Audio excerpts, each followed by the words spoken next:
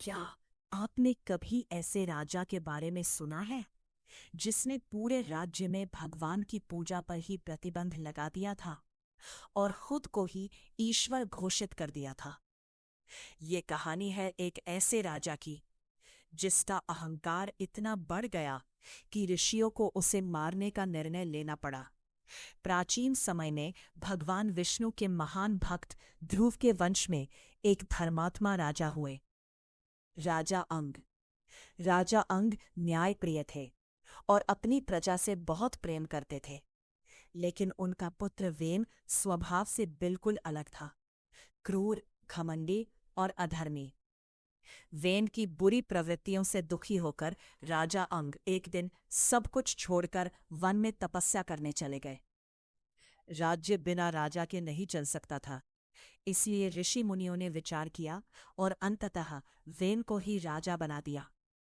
लेकिन राजा बनते ही वेन का अहंकार आसमान छूने लगा। उसने पूरे राज्य में घोषणा करवा दी, आज से कोई भी यज्ञ, हवन या देवताओं की पूजा नहीं करेगा। इस पृथ्वी पर यदि कोई पूजनीय है तो वो केवल राजा वेन है।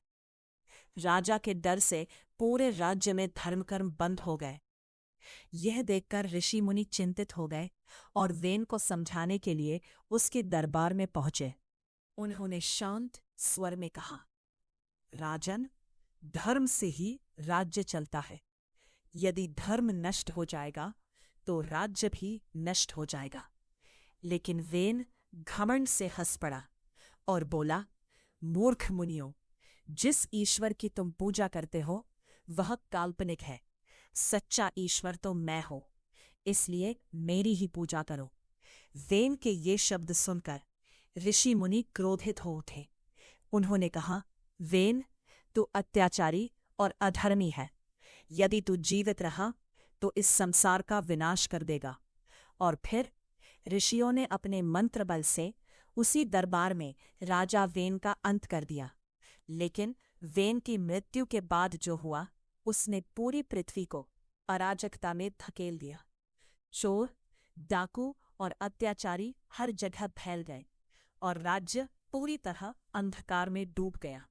लेकिन असली कहानी तो अब शुरू होती है, क्योंकि राजा वेन की मृत्यु के बाद उसके शरीर से जन्म लेने वाला था इतिहास का एक महान राजा। उस अद्भुत कहानी को जानने के लिए देखिए इस कहानी का पार्ट 2।